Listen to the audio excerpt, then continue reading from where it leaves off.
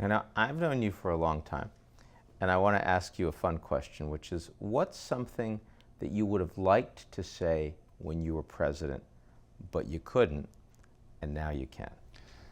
Well, I tried to say everything I thought. I know you try, but you're president, so we all know that has limits. Sometimes I think we have to play safe in some of our comments when we're exercising power, but I always try to speak my mind, my soul.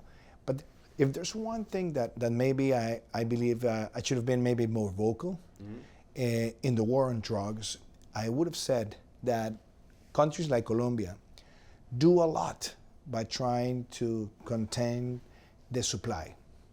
But I think there's a lot of hypocrisy from the demand side. And after 2020, the year of the pandemic, the consumption of illegal drugs spiked in the world like no other time before, and especially cocaine. And those countries that drove the cocaine market so high because of the increasing demand have not done anything, at least in education, communication, and trying to persuade the population in order not to increase that consumption. Now, is the reason you didn't say much about that because you kind of knew that the United States just wasn't going to do anything and you didn't want to upset what was otherwise a pretty positive relationship? I actually had that conversation. I had it with President Trump and I had it with President Biden, and I had it with both teams. And I said it a lot in private, and I said it sometimes in public, but I think I should have said it more. I maybe try to raise my voice even higher.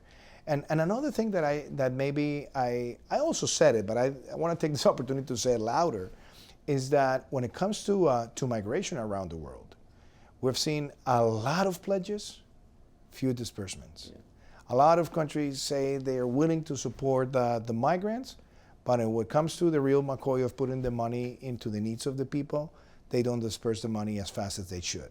And I think putting this in a broader context and elevating the voice is also a way of saying, it can't be that for the Syrian migration crisis, the amount spent by migrant was $3,000, and in South Sudan it was $1.6 thousand, but in the case of Venezuela it's just $300.